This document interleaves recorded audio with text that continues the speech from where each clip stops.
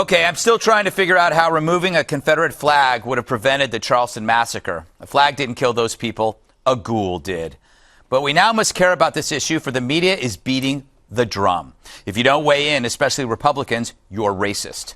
But as much as I hate the left's need for sowing division, I must admit that the flag is literally sowed division. People claim it means different things to different people, but it harkens back to the pro-slavery side of the war. And if it upsets the victims' families, that's enough for me.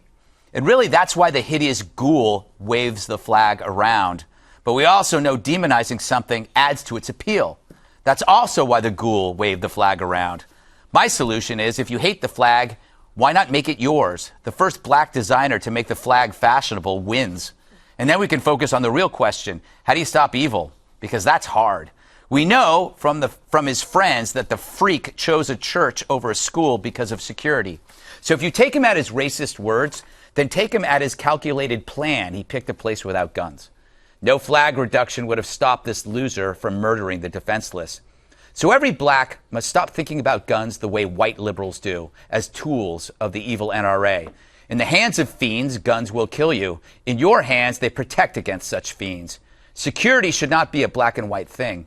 Those 9 people weren't average souls. They were limited, glorious editions. And limited editions deserve security, not symbolism. So, Juan, I want to go to you first. Does it matter if the solution isn't addressing the crime, that if the opportunity is here to take away a symbol that is upsetting to people, does it matter that it is almost disconnected? I mean, it's not going to stop what happened in Charleston? You know, I don't know that it's going to stop it, but I will say there is a connection in my mind anyway. The connection is that we can see Dylann Roof in those pictures with the symbol, the Confederate flag, by his side, much as he had the flag of Rhodesia, and we both know what that symbolizes, which is white supremacy and white domination. And I think that if it fuels the kind of madness and hatred that led him then to his ghoulish behaviors, you aptly describe it, Greg, then I think, you know what, we shouldn't be fueling that kind of feelings in our society. I read somewhere where someone said, you know, in Germany, they don't celebrate the swastika and say, oh, you know, well, that's our forefathers fought brilliantly in that war. They say, you know, that's something that really is for the museums. That's something to be put away. It's not to be forgotten, but it's certainly not something that you put out there that would allow a new Nazi movement or a new segregationist movement or a Dylann Roof to find some basis for taking those their horrible action, their violent action. But Eric, could you compare this to something saying that there's music that leads to violence? I mean, is that argument similar, or is this one different because there's a historical precedence here? Well, let's do it this way. The process is the states decide what they want to put on their what flag they want to fly above the State House or on the grounds of the State House.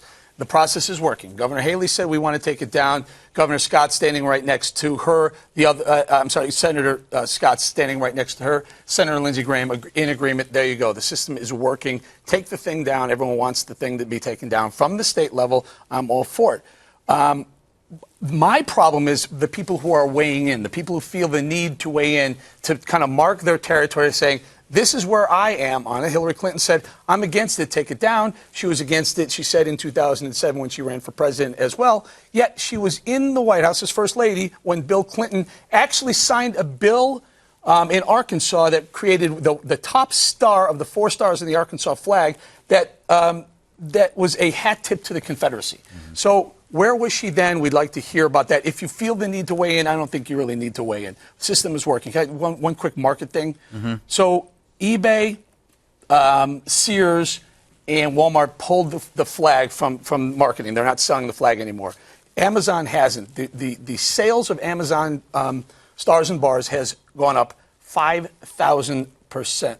They're telling me right now, literally just now in the last couple of minutes, in the last few minutes, Amazon just pulled the flag as well. So what's happening is, let the states decide, let the free market decide. These companies are doing it on their own. Yeah. So Eric brings up the point about all of a sudden the demand is up. Doesn't demonizing something add to its allure? I think for a while, I think. But I do admire Governor Nikki Haley, who was able to pretty much solve this long debate in about 24 hours. I mean, she led. She said, "This is what I recommend." I agree on, especially on the state level. And so she's the governor, and the other candidates gave her deference to take that lead. And I think that as a crisis manager in the past week, she has really risen to the occasion.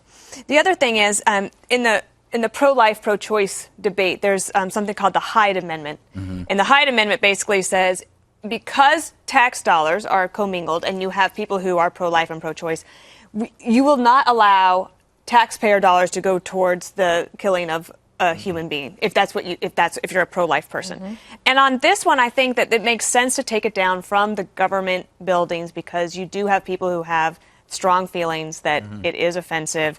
Those taxpayer funds are commingled. To me, it makes absolute sense to take it off of the government. Now, you can have it in your bedroom. Now, all of a sudden, it's happening in Mississippi. It might actually now go to Arkansas. And because of social media, you actually might see this decades-long debate solved within a couple months. Yeah. I know, Kimberly, you were asking me, are we going to have a Charles Krauthammer sot? And you know what? I said yes. This is what he had to say about this earlier. It's a good thing that it's being done. But the other fact is, this is a total irrelevance. This has nothing at all to do with what happened. Had the flag not existed or not been on the grounds of the Capitol, this massacre would have happened in any case. But it's the standard liberal impulse. Something happened really bad. So there's got to be a problem, and there has to be a solution. So is this about preventing evil, or just doing something that feels good because it's good to solve something? It doesn't matter. Yeah, well, people have seized the moment, right, to be able to do something. But it actually has, I agree with Charles, has nothing to do with the actual incident itself. However, I understand the symbolism that is troubling, deeply disturbing to people. So, this happened. Maybe there's something good that comes out of it, because we have seen great leadership exercise, like Dana mentioned, by Nikki Haley, which I think she's saying there should be a female president. Condoleezza Rice. Not HRC. Oh.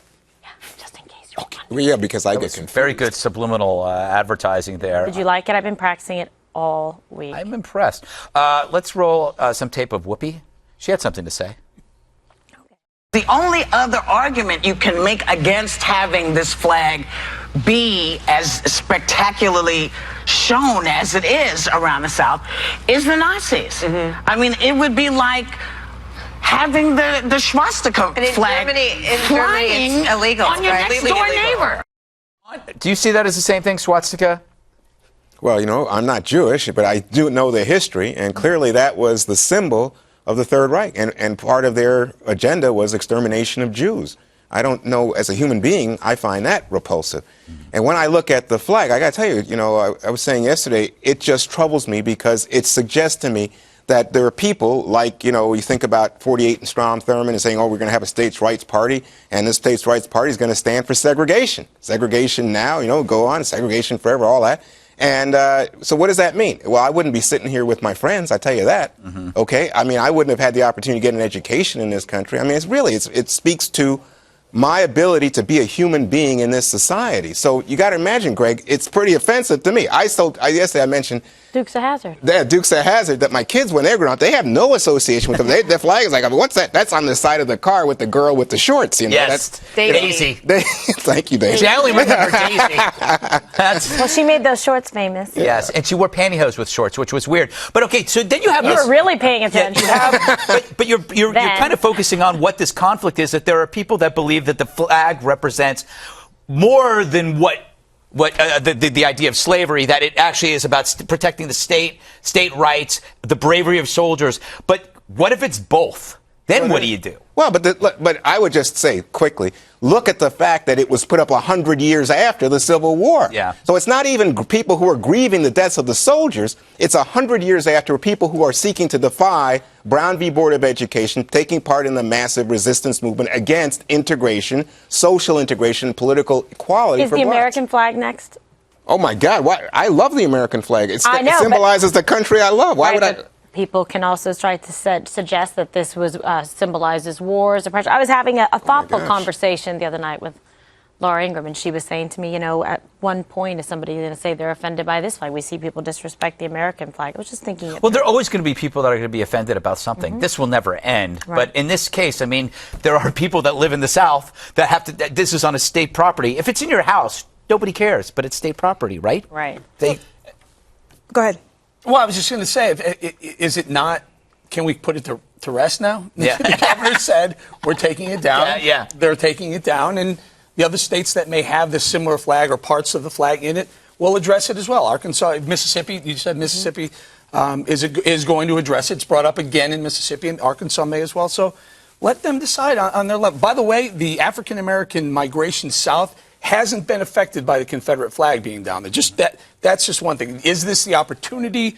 It's the jobs. To bring it up. Right. Well, That's what, right. the jobs and opportunity is driving people to that. And that is actually the bigger piece. I think that there is frustration that as Charles was saying, oh my God, the flag would not, taking down the flag would not have stopped it. But I do think, if you think of the black flag of ISIS, when they take over territory and they raise that flag, it means something to them, and it means something to us too, right? It's meant to scare you. It's meant for intimidation, and we would want to take all of those down if we could. Yeah, Yeah, I feel bad for beheading Christians. Yeah, I feel bad for all those comedians now. There goes a punchline if there's no more Confederate flag. Maybe.